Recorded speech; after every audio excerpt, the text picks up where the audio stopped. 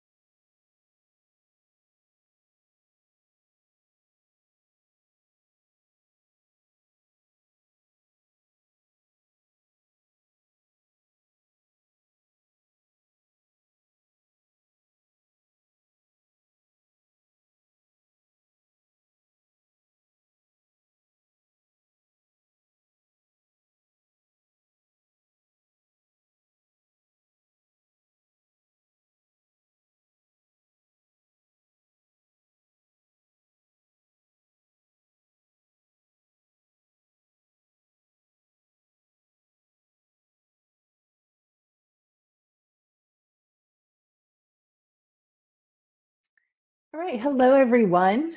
Can you all hear me okay?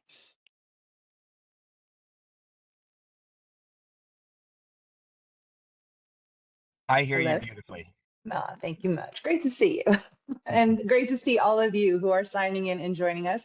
We do still have another minute before we get started, but again, you can see our slide that is up, and we'd love to know who you are, where you're from, what you teach. So any little details you want to provide for us in the chat, please go ahead and say hello, and we will get started in just another minute.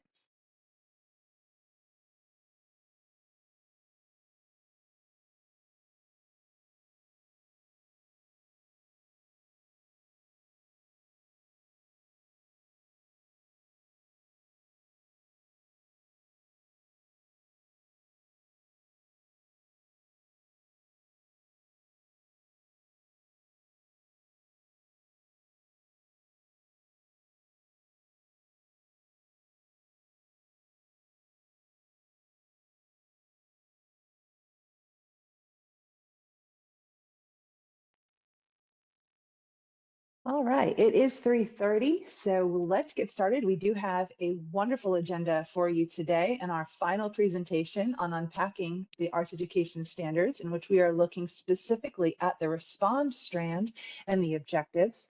So again, we have asked that you put into the chat your role, the discipline you teach, and the school and district that you are from. As a reminder, these webinars are recorded and you can access them at any time through our PD catalog or the Arts Education Hub. But let's go ahead and get started into our next slide. My name is Laura Stotterman. I am your dance and visual arts consultant, and I am joined by my colleague and partner in crime. Hi, I'm Brandon Rader. I'm the music and theater arts consultant, and we are led by the incomparable Dr. Lori Carlin, who herself was a theater arts teacher prior to being our section chief for social studies and arts education. We want to share with you the link to today's session materials. You can find it at the short link listed on the screen or by clicking on the QR code. I think Laura's going to drop it into the chat here in a second. And you'll need these materials whether you're with us today live or whether you are watching this as a recording. Once you get to this site, you will actually see this black screen previewing the document that you are actually going to force copy. You will need to click on the blue button that says Use Template, and that will actually give you your force copy. You won't be able to type into this document until you click on Use Template.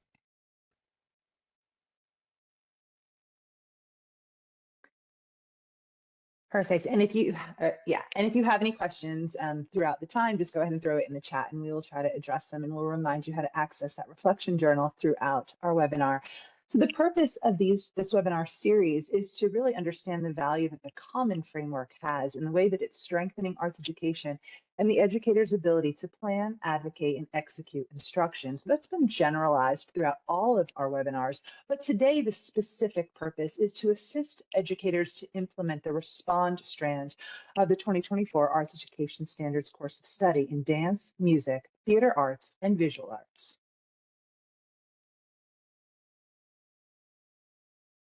Our intended outcomes, we do have our mini lesson for you today, which is going to take a look at what assessment of the objectives looks like in practice.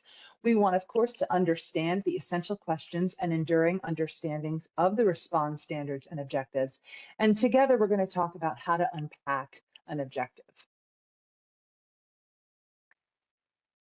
This professional development directly addresses Standard 3A of the North Carolina Professional Teaching Standards, in which teachers know the content that they teach, and you are aligning your instruction with the North Carolina Standard Course of Study. So remember that when you write out your summative evaluations.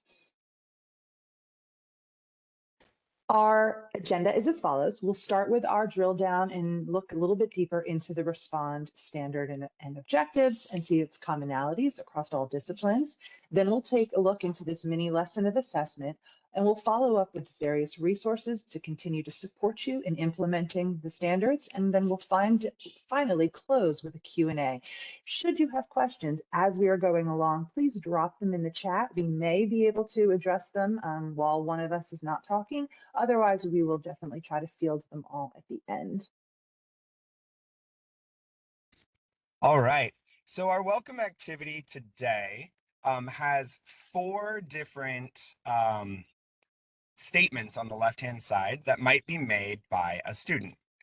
And on the right-hand side, we have the four different categories that you might or that you'll see in the Respond standards. And we'd like you to try to match them. And I'm seeing that unfortunately we didn't get A, B, C, D onto this right-hand column. So we can pretend like they say A, B, C, D on the right-hand column.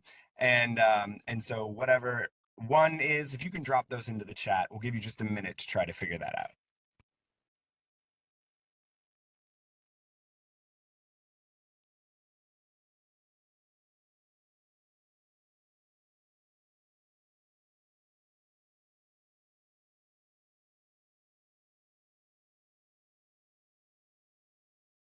All right.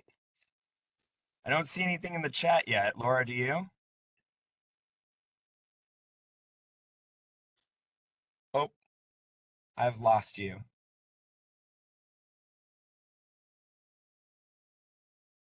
Sorry, I had muted myself with my dog That's walking behind me. So I did want to take, I did not see anything in the chat yet, but I did want, oh, I saw one thing there. One is to examine the effect of personal preferences. But I did want to make sure that we dropped in the webinar journal, again, your reflection journal, where you are completing some of this information. And then, of course, you'll submit that at the end for your CEU credits. Krista Faison says C. I think they mean number one is C. All right. What about number two?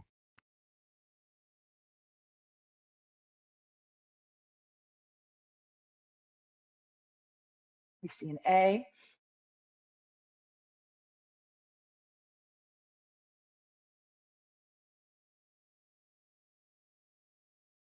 All right. Number three.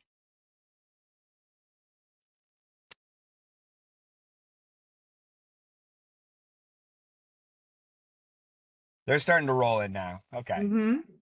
We'll give you a second to finish all four.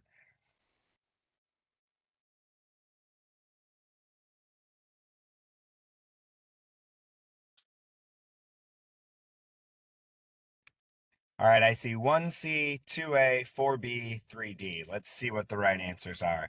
Do, do, do, do. 1C. I like contrasting textures. That's examining the student's effective personal preferences. The artist focused on the use of texture. That's a fact. That's analysis. That's part A, or number A. Number A? Answer A. Number three, contrasting textures successfully bring attention to the main theme. That's evaluation. That's saying how well something goes. And then the last one, the artist used contrasting textures to engage and surprise the audience. That is why they used. So that's interpreting an artist's intent. Great. So I hope that sort of sheds some light on where we're going today with Respond. There are many different ways that we can respond to art, and these are four ways that we hopefully are familiar with our students in the classroom. All right. So we are going to take a look at drilling down into Respond. And we've got just a reminder here that, these buckets came from the national standards, but we agreed with them from the national standards. We didn't just take them holistically. We took a step back and thought, what do artists actually do? They connect, they create, they present, and respond. And today we're diving into that respond. Not only did the national standards have respond, but our old essential standards had respond as well. They might have been called analysis or critical response or responding, but they certainly existed within the essential standards as well. So our framework document, if you're not familiar with it yet, has the four disciplines across the top. Our 8 verbs that start the standards are listed across the left-hand side, and the standard text is within the matrix, with highlighted differences being shown there in pink. And you'll see that in Respond, music does indeed have some specialized language around the way that they use response in the classroom. So within that, we see that the analyze strand is that we're analyzing dance from a variety of styles, cultures, and genres using content-specific vocabulary or theatrical works or visual artworks. And we are analyzing musical works And we really wanted to highlight the fact that in general music, the way that some of this is done is in response through moving, singing, playing instruments, or in content specific vocabulary, not just through vocabulary and analysis. Vocal and instrumental music wanted to pull out the fact that we're not just analyzing written works, we're also analyzing oral examples of work as well. In evaluation, we're taking a look at evaluating works using content-specific vocabulary. So even though we may have lost the word literacy out of the essential standards, we do have these phrases here that say that we're using content-specific vocabulary throughout the respond standards. If we go a little bit further and drill down, and you can find that in that previous drill down document, we see that analyze talks about identifying skills and techniques used in those artistic works. And so really this should feel very familiar to any kind of analysis that happened in the essential standards. We are aimed at identifying what is objectively present in the works of art. In the second through line, interpret intent and purpose in an artistic work, we have we ask students to actually hypothesize why artists make specific artistic choices. We then expand that in the creation or in the presentation objectives to say like they can either include or exclude those same sort of choices to evoke similar response. Within evaluate, we have examining the effect of personal preferences. And so we want to make sure that our students are able to get to objective evaluation, but they can't do that without looking at the role that personal preferences may interfere with their ability to create objective critique. And then once they've examined personal preferences, they actually are ready to go ahead and evaluate artistic work, provide feedback, and to evaluate the actual work that's in front of them, whether it's a famous work, a peer work. And one of the great things here that our writers did was they made sure to marry this with PR 1.1. So if they're giving a kind of feedback, then they're using that same kind of feedback. So just diving in a little bit closer, what did the artist present in RE 1.1? What we're talking about here is that we want students to know that the techniques and elements in a work can be objectively identified and analyzed. This is where we build our students' knowledge of the elements of art and music and dance and theater, the principles of design. We really expose them to a great amount of works, and we teach them to draw conclusions based on the examination and identification of these elements. In RE 1.2, with the essential question, why did the artist make that creative choice? We want students to know that an observer's interpretation of a work may align to or differ from the artist's intent. And so the key knowledge that we are developing here is that the connection between the elements and the emotions that they evoke. Artists use different colors, different textures, different timbres, different movements, different spectacle elements for specific reasons. And we can understand their use when we analyze that in existing works. And then, so what we're really asking students to do is to go beyond the available information and identify reasonable motivations for why artists do this. In general music, we do have one more respond objective through line, and that is for 1.3. And that is really the oral development of our students to be able to identify instruments and timbres. And so we want students to know that the timbres of instruments and voices in a musical work can be objectively identified and analyzed. So we're really building their oral library of various sound and instrument voices, various voice and instrument sounds. And then what they need to do is identify those by naming the instruments or the voice types. When we get into evaluate, respond 2.1 through line is how do personal preferences influence responses to artwork? And so what we want students to know is that an observer's personal experience shapes the way that they perceive and engage with works. So we want students to build knowledge around what their personal preferences are for different genres, styles, elements, and works of art, and maybe even for specific artists. And what we want them to do is be able to describe how that personal preference, that personal bias affects their objectivity in critique. For RE 2.2, we're really asking students, how can feedback be given to yourself and to others?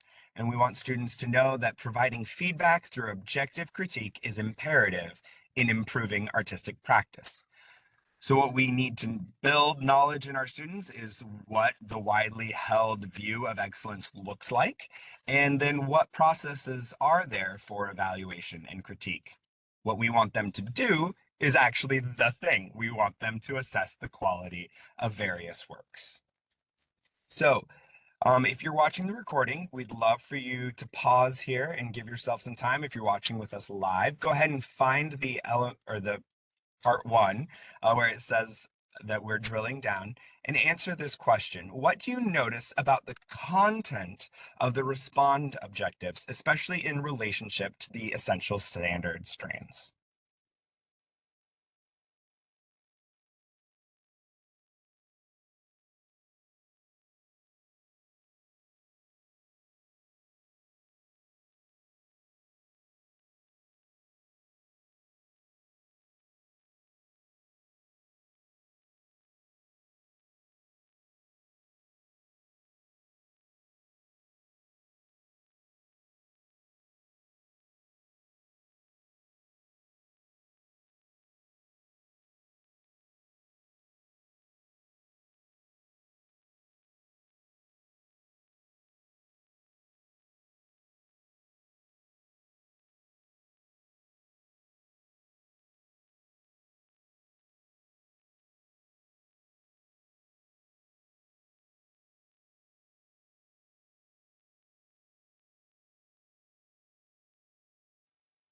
If you have answered this in your journal and you'd like to share in the chat, you are more than welcome to do so. If not, that's okay too. But we're hoping that what you're noticing is that it's not a huge leap from the old analysis and evaluation to the new analysis and evaluation. We do acknowledge that in the essential standards, sometimes there wasn't clarity about the differences between analysis and identification and critique and evaluation, and they all sort of lived within the same through line. But now we have definitely separated them in the new 2024 essential, or sorry, standard course of study. All right. So we're going to go ahead and move into our mini lesson for the day. Last time, Laura took you through what mastery looks like. And so today she's going to kind of build on that same idea and take a look at assessment. Great, thank you. So yeah, we know that when we have assessment in the arts, it can look like a wide range of different opportunities for our students to really understand what it is they're learning, what are those learning targets, and where are they along that spectrum. So, we ask you, like, what does assessment look like in the arts? And it's going to possibly look different depending on, where you are, what grade level you teach. But there are some commonalities that we want to make sure we're addressing today. And so we know that there's formative and summative assessment. And I think one of the most important things, if you can do the next slide for me, please. I think one of the most important things is that we know that formative assessment is happening all the time in our arts courses. These are just our walk-by conversations we're having with students as they're independently working or they're in their small groups working, and we're seeing things and we're adjusting or we're giving feedback to help better inform their practice. And then we want to know that students have ample time to work in through formative assessment before getting to the summative assessment, right? Give them time to practice, give them time to apply that feedback and to refine their skills before the the grading happens with something that is more summative. So the words, things that we label, you might call it feedback, you might call it a review, direction. I know when I was in college, we had performance juries. This was, a big summative assessment for us. Adjudications, evaluations, just support, critique, exams. These are all just examples of types of language that we might center assessment around. And of course, like I said, there might be others that you don't see there, but it just is showing that there are a wide variety of ways in which we do provide assessment with our students. But when we talk about assessment, again, the main purpose is feedback, right? We know that there's a focus on grades, but let's, again, be realistic with what our students value most. And it's not a numeric score. It's really that feedback of what's going to make me better. What do I already know? Where am I going? Where have I come from? And how can I refine my skills to become better?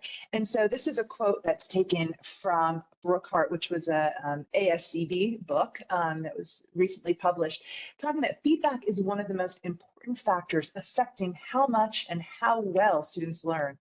The most effective feedback is, in general, elaborative. So it's like descriptive, explanatory comments, not the grades or scores, right? And it's forward looking, meaning that you're going to make suggestions for improvements, and it's going to couple that with giving students the time to use that feedback to make themselves better and to find ways in which they can improve their skills. Next slide, please. This is the same slide from last webinar because it's really important, again, to stress the concept of a moving target. And this was taken from a textbook by Stiggins, written in 2001. And it gives a very clear visual of like, well, how can we expect students to hit the bullseye if A, they don't even know what the target looks like, or B, we keep swinging it around, right? So it's really important that you want to give them the most holistic view of what it is the expectations are for this mastery, for this assessment, and let them know this up front, and then really show them how to aim those arrows so that they can hit the bullseye. So the next slide, we talk about SMART goals, right? And this is a term that we all know in education. It's specific, it's measurable, attainable, relevant, and timely. But I offer you another one that I have recently found where something is specific but motivating. And I love that because I'm all about sort of, again, that intrinsic motivation with students and what drives them with something that's relevant. And it's achievable versus attainable, kind of the same thing. There's that relevant piece again, and that it's trackable. Right? We're able to really look at something and see it so that it's not just in a timely manner, but that we're able to really understand and objectively look at something. Next slide, please. And here I have my hefty, wimpy, if any of you remember that from, I don't even know how old I am from that commercial, but That's okay. I remember it. Good. All right. Well, we have our hefty and our wimpy. And so when we're talking about assessments, we want to have very clear rubrics. And these rubrics are going to have appropriate criteria, right? This is the heftiness. Are you able to identify the criteria that is definable? It's observable, right? And it's going to name these very distinct aspects of the work that you are looking for the students to master. And then you have the performance level descriptors, right? And here, think about ways that you're not just using these evaluative words like this is a good, right? But what does good actually look like? So when you start getting into those descriptors, again, you're going to remove the subjectivity out of it, and anybody can come in and adjudicate that work, and they're going to understand what's the difference between a level, A, B, or C, or 1, 2, or 3, and we'll get into some of those in a moment. So think about how you can be very descriptive. Okay, next slide, please.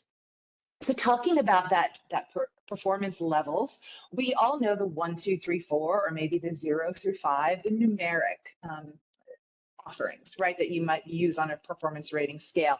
But here we offer just some fun alternatives. And again, sometimes numbers can kind of have I don't know, you get a one, maybe it's kind of deflating a little bit, right? But if I'm mild or if I'm initial, maybe that's more encouraging for me. And I might need that to build my efficacy and my competence in this subject area. And so think about maybe not using numbers, but finding a different system that really supports students learning at all levels and acknowledges that they are producing something, and that they're in a growth pattern, right? And that's what we want this to see. So again, try to avoid good or poor in your descriptors. So those are just some fun ones. And I even like try to get creative with the music notes for y'all. But anyway, okay. So what are you assessing? And thank you, Brandon, for this wonderful graphic. She's beautiful. The dressing's beautiful, but what you want to make sure you're not assessing the window dressing, right? And sometimes we see a lot of rubrics out there that they're going to throw in all these extra things. And it's like, well, is this really the thing or is this the curtains behind the thing, right? So let's take a look a little bit more at what I mean by that. Next slide. Remove subjectivity. Again, two different reviewers should be able to look at your student's work and use the same scale and be able to understand what mastery looks like. The student should be able to look at it, the parent should be able to look at it, a peer should be able to look at it. And so much of the objectives in this standard of respond, or in these two respond standards, have peer and self-evaluation and instructor feedback, right? And so we want, again, to be able to build instruments that remove subjectivity and have students understanding how to look at their work objectively and then to see how those fall in a performance rating. Remove those unnecessary must-haves. So you must have 5 colors. Well, why is 5 important? Or must have, 4 measures of music. Well, why 4 and not 5 or not 3? So this was something I even had done with my students. I was making them do a eurythmic study, and they had to use every note at least once. And I told them they had to do it in 4 measures, but they were actually, I think, able to do it in 3 measures. And I was like, well, do I really need 4? Because as long as they're showing me all 6 note values in movement, then I guess I'm okay. So think about what are those must-haves and ask yourself, well, why is this relevant? And then remove the mystery. Again, make that target concrete, make it so that they see what it is, not how am I getting scored? I mean, I grew up with before rubrics. College, who knows how I got half my grades in college. So I think it's so funny, to know how we've come so far in education, but sometimes we're still not great at it. And we have to understand that we still have a lot to learn. And I think in the arts, we have to have a lot of these continued conversations. So today is just a bite size. It's to get you thinking. And we'd love to continue to support this work and this discussion as we continue to support you in implementing the standards. Next slide, please. So be mindful of counts. That's something I had kind of just alluded to, right? But for an example, if a student makes 1 to 5 in rhythmic performance, then they're getting this score. Well, is it really if they're making 1 to 5 mistakes? Because what if all 5 mistakes were of the same thing? Is that really an accurate measurement of what the student has learned, because they've learned all of these other parts of this objective, right? And so think clearly about, well, are the numbers really important? So numbers can be beneficial if they're like percentages, right? So a percentage of the time a student does X, Y, and Z. And then you can look more holistically if you're looking across a time span or within physical motor movement, right? How much they're able to do this of a percentage. But again, just think about how many times you actually create rubrics that are specific to error counts. And is that really as best as we can design for our students and them knowing what they know and what they don't know? Next slide, please.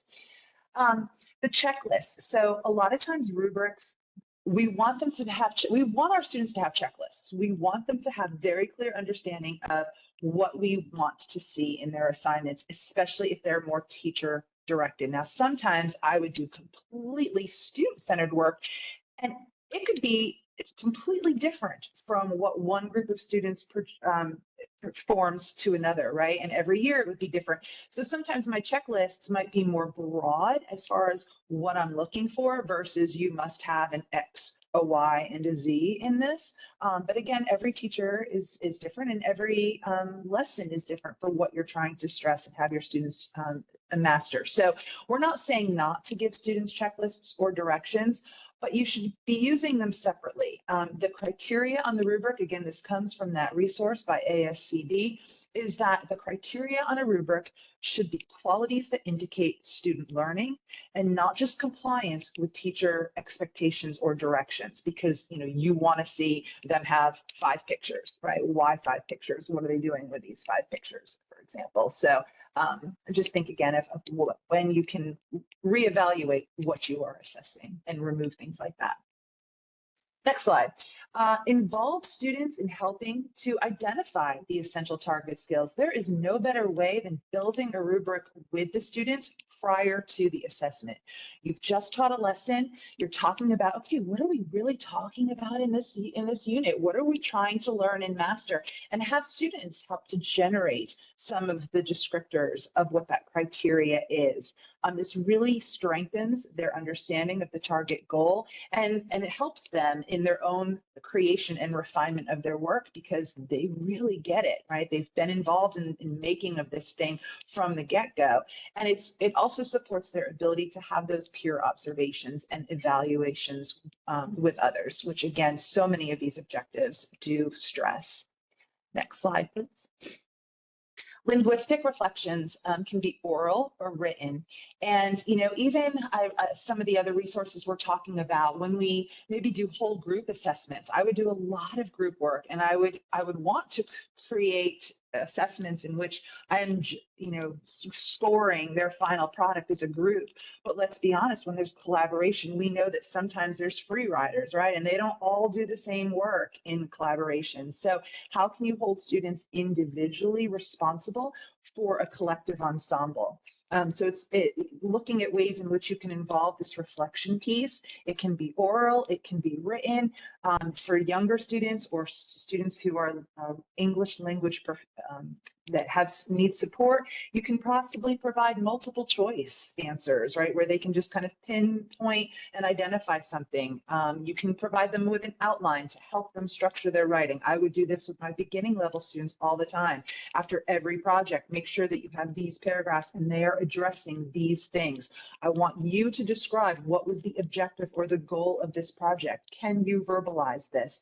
Right? Then can you talk me through in a few sentences your design process? What challenges did you have to overcome? How did you get started? What decisions did you make? How did you refine and kind of improve some of the skills along the way? Once you're finished with it, evaluate it. You've watched it, you're looking at it, you've seen it, evaluate it for yourself. How did you do? How did your group do? And then peer observations. You're sitting in a class and you're not only just performing for your peers, but you're watching others. What do you see of their work? Where do you see their strengths? If you were in that group, what might you have suggested to improve upon? And then finally, what were your learned ahas? What did you come away from this project really having learned? And sometimes that can be beautiful because it's not just about the skill, but so often it's going to be those other things about themselves, about working with others, right? And so taking risks and some of the other quantitative graduate skills that we know that the arts teach. So sentence stems for some of our students, right? All of these things that we want to help guide them in their ability to discuss and articulate this design process and what they're creating and doing and what they know and what they've learned. Next. The analytical rubrics. So again, I talked about how I would do group assessments, right? But I would have them individualized. And so maybe objective 1 was how well the group was able to create a dance that used ABA structure, right? Or create a dance in the style of, this etude or something. So you're looking at what is it I really want to focus on, and maybe that gets a majority of your percentage of the weight of that rubric, right? And then you have other objectives. So maybe my written reflection, which is an individual grade, that would get a different criteria, right? And then maybe the performance quality of each individual student. So then I would look and I'd say, is this kid performing with projection and being very confident and having lift and energy throughout their movement and showing me movement dynamics? And because they can create, right, as a group grade, but then not everybody would get the same performance grade individually. So you can look at ways you can scaffold your rubrics so that you can address multiple objectives and you can look holistically at what a whole group is doing or an individual is doing within the same assessment rounds. Okay, next. You really do need to be careful, if you haven't realized this yet, to think about you can't rely on simple math with standards-based grading, because it can be very misleading, and you can see this is another resource by Archer and Matigi by you can't just add up the points and divide it, because if, let's say, this was your 4-point scale and the student received all threes, which we would understand 3 is proficient, 3 is mastery, 4 would likely be like that above and beyond, that exceptionalness, right? So if a kid got all threes and you just added those scores up, well, they'd only get a 75. And that's really not a true reflection of what that kid knows and is able to do. So you can do what's called like a sliding scale. Or a logic scale, in which maybe you're looking like, okay, if they have majorities of threes and fours, then they're getting this pocket of grade, or if they've got majorities of ones and twos, then they're getting this pocket of grade. So you can, again, just be very upfront with parents, with your administration, with your students about how you're grading these rubrics, but think mathematically it doesn't always average out the way you would think that it should. And the next slide is a great thing from Marzano, and this kind of just also is a way to show how you can use some of this logic scale.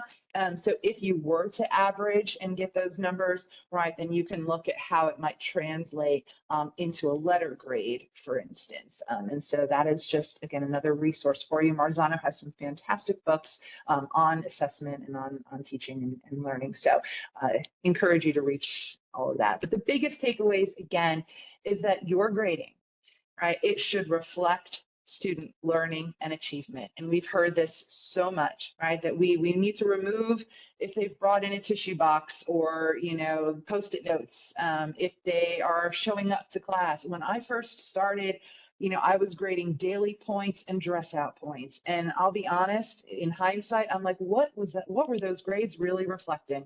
They were reflecting, whether or not they remembered clothes, but if they were able to participate.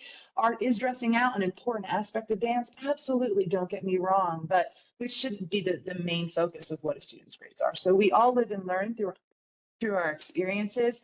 And I just challenge you to think, have conversations and think about, well, what am I assessing? What's really important?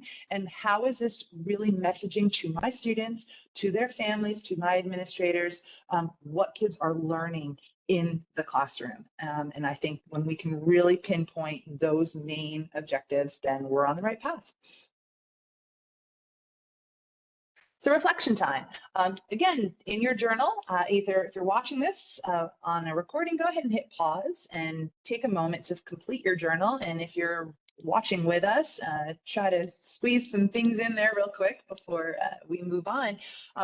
We'd love to hear some things in the chat as well. What new information will you be considering? Perhaps you heard something that validated something you already knew today, something that you're already aware of and already doing, and you're like, yes, this is important. I can't say it enough, right? Or maybe you're like, oh wow, I never thought about that before. So take a minute and complete your reflection journal in this section, please.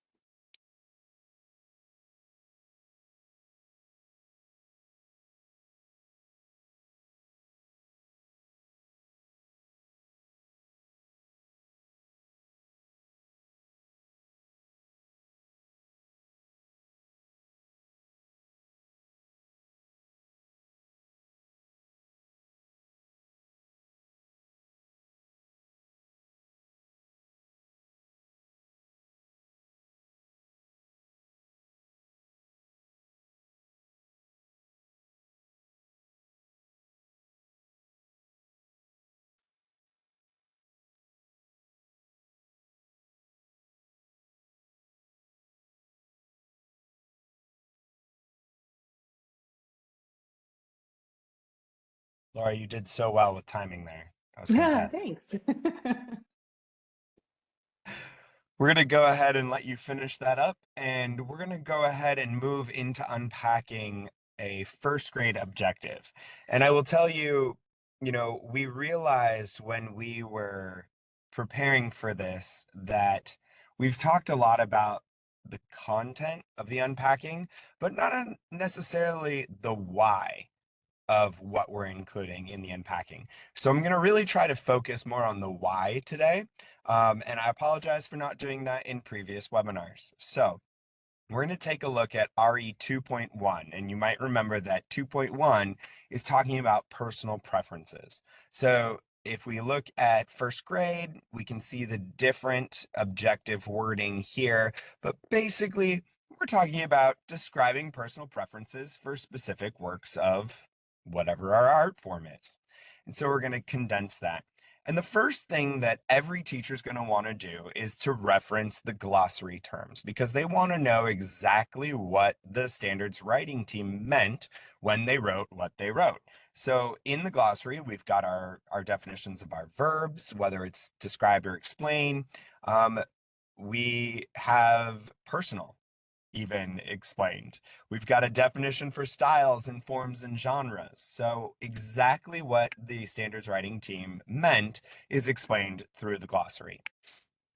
After that, each teacher is going to want to take a look at the vertical alignment piece. So what objective in this through line did they work on last year? And what are they going to do next year on this through line? Or I should say at the next level, after this level? And where does this level's content fit in the whole continuum? So that's why that vertical alignment piece is there, knowing where students were and where you're stopping so that you're not going too far. The enduring understanding is the same for the entire through line. And so that's really the like, why should students even care about this through line at all? And that's that we want them to have this understanding that personal preference affects the way that we engage with art. So really trying to keep that at the heart and soul of what we're teaching every day in our lessons. After that, we're unpacking what knowledge and skills are actually there. So when we're looking at an objective, what do students need to know and what do they need to be able to do or to be skilled at? And in this case, we know the knowledge because that those are the things that the students are going to talk about, but the skill actually comes directly from the verb. Laura and I have a separate resource that we use, and we will probably eventually make it pretty and push it out to the field.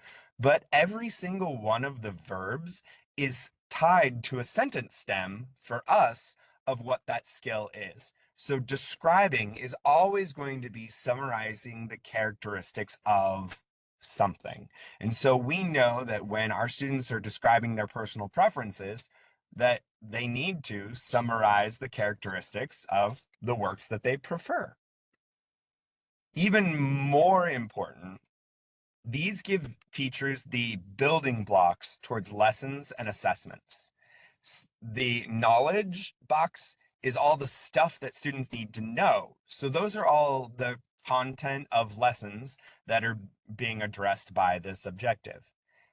The skill needs to be practiced in lessons as well, but then it becomes the assessment because that is the thing that students need to be able to do, is the actual assessment.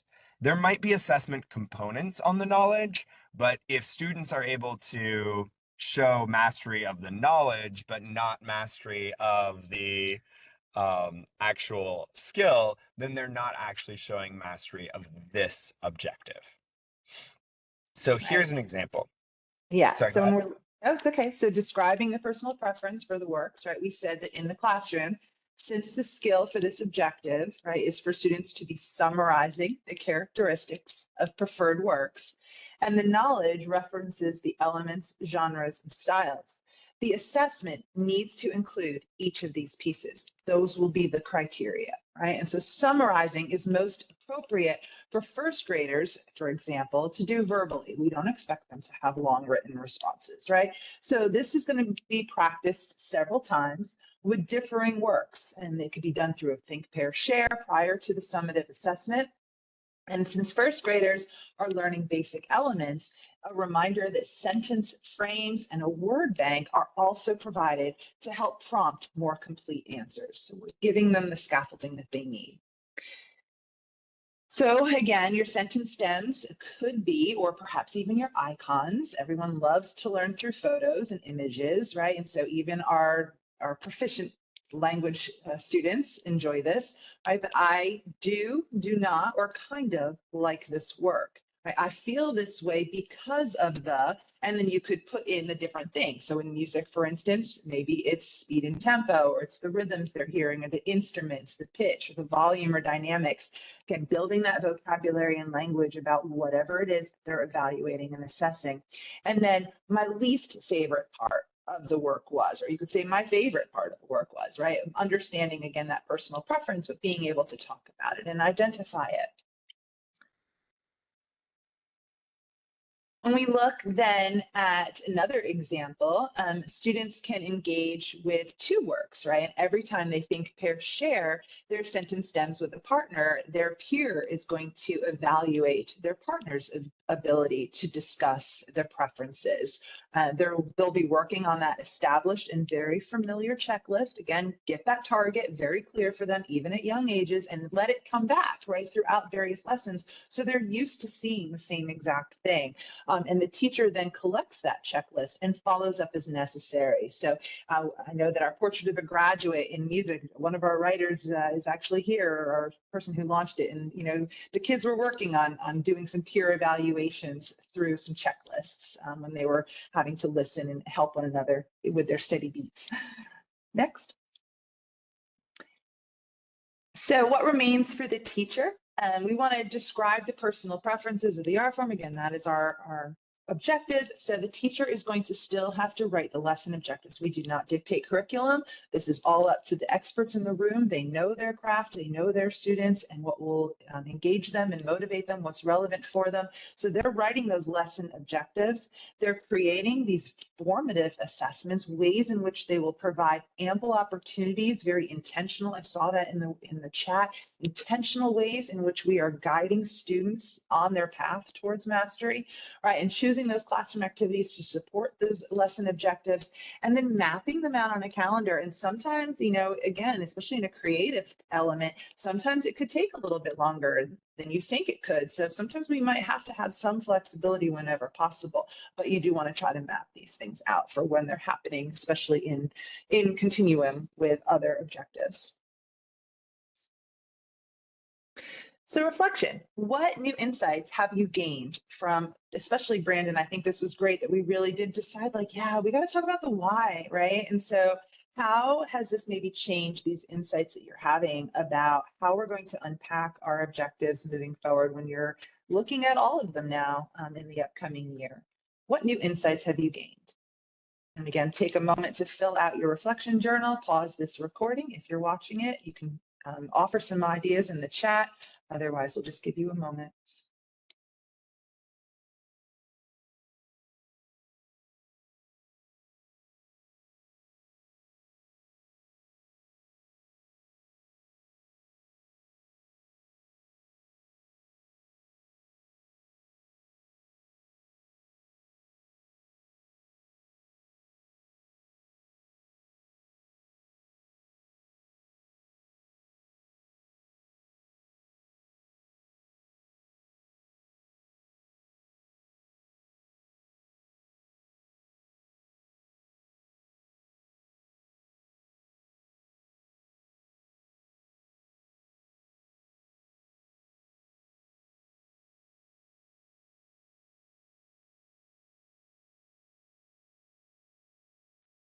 All right.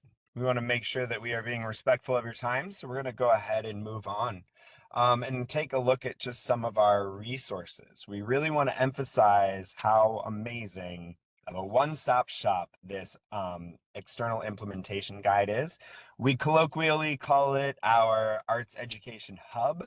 And when you land there by either following that short link or the QR code, you will see these icons and you can click into any of the lovely Merlot colored there buttons for and all resources specific to that discipline, or they're all cross-referenced within the crosswalk and unpacking document as well. And so anything that you might need for your discipline, you can just click into that button and find everything that you need there.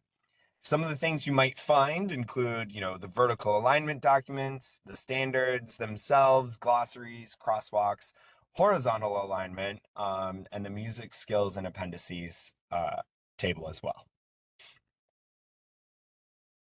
One of the things we want to emphasize, as this is the last installment of our 5 webinar series, is that all of these webinars are cataloged within our professional development catalog, along with something like 50 hours of free professional development, not including our three CEUs of courses in Canvas on literacy practices. So everything that we have ever presented on is available here within the professional development catalog. I'm going to let you And take this it away, is Laura. Sure. This is our installation timeline that we have shared with you. And this just is a reminder that we not only have these unpacking resources and these webinars, but we are coming to your regions between the end of this month and May, and we're meeting with your district leaders and we're asking them to bring their 4-man teacher leadership teams. So we hope that you are hearing word of this upcoming training, that your district leader is attending it. They have their team in place. Reach out to us if you don't know that your person is coming. If you want some more information, we just want to make sure that our teachers are supported, and we are doing our best to make sure that that information is coming to you. And then, as Brandon mentioned, all of our webinars are archived now. This is the flyer that you were using to register, but also that you can access them this way. And then we do have our listserv, so make sure that you are not letting that go to that other inbox or that spam inbox, and really try to take some time to be with us once a month, that you're opening that resource and reading what we're putting out to you, that shows the different ways that we are offering support and guidance. And because I know we can get busy and sometimes we don't always read some of those bulletins, but this one's important, I promise. So please take a moment to sign up and stay in the know. Well, I'm a little mortified. This says present Strand Oh, instead of respond Strand. I was just zooming ahead here and I was like, oh no.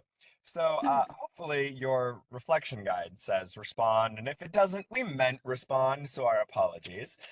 After exploring respond with us today, we have these 2 reflection questions of what resource seems the most valuable to you as you move into exploring respond more.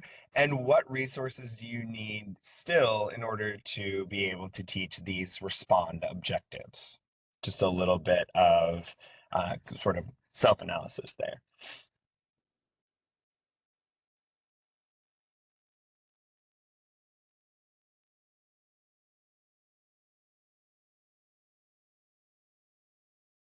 okay, and as you're finishing up those thoughts, we are going to move into our Q&A. I don't know that I saw any questions come in the chat as we were presenting, but now would be a great time. You can throw something in the chat for us. I do believe you can unmute yourself and ask us directly if you had a question specific to this presentation. We'd love, again, to continue our dialogue with you in the next couple minutes.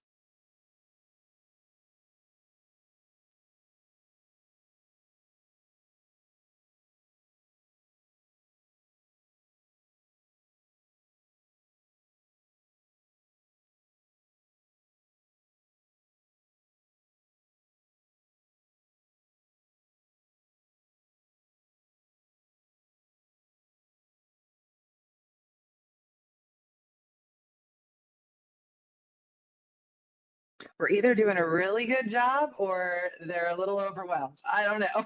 Maybe they fell asleep. It is, the day before a snowstorm. I don't know. It's all Well, good. hopefully we recognize we're giving you a lot of information. Hopefully you are finding this information valuable and are hanging in there with us. If you are a slow typer, please feel free to continue to type into the chat, and we will, if we have more time, we can circle back and answer any sort of questions. So before you all leave, we'd love to close out with an amazing structure that I learned. Well, I think I relearned it recently. A what, so what, now what sort of framework. And so in your reflection journal, you should have these three prompts. What? So what are the changes in the 2024 standard education or arts education standard course of study? Of course, you don't need to like enumerate them. Um, but maybe highlight some of the biggest ones that you're excited and or nervous about. So what? Why is switching to this new standard course of study important for students? Clearly, our standards writers felt that these objectives were important to add or, amplify in a relationship to the essential standards. So why is it important to come along with that? And now what? What are you going to do to ensure that you are ready to teach the new standard course of study by August of 25, which incredibly is this year? Can you believe it's 25 already? It's crazy. Awesome. Great. One thing we would really love is for you to please share these with everyone. If you are a district leader or a PLC leader or just an active participant of your school, arts education community, please encourage your colleagues to watch these webinars. Give them your opinion on which ones are the best, which portions are the best, whatever it might be. Direct them to these resources. We really want to be here to support you as much as we can. And the only way we can do that is to put it out to the whole community. Laura, are you seeing what's in the chat? Yeah, I think I mistyped. I think I Oh, left out okay. a letter in NCDPI earlier. So hopefully this one does work. Okay. Check that next one. Um, Great. yeah. And the Respond survey, this is your survey for Respond. And it's the same survey as always. You'll be able to choose the Respond webinar on there. And we just want to thank you again for spending your Thursday afternoon with us. Stay safe, everyone. And if you are about to get some inclement weather, hopefully some hot chocolate and some pretty snow, but stay off the roads.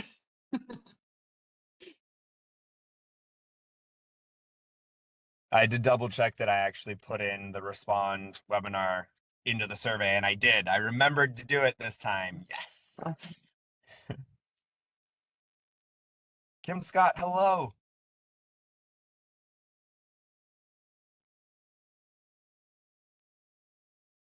Hey, buddy. How's it going? It's going great. How are you? I'm great. It's a long time no see. I said, my friend is doing this. I don't know if you'll see my name on there. Absolutely. That's great to have you. Thank you very much Thank for you. being I'm here.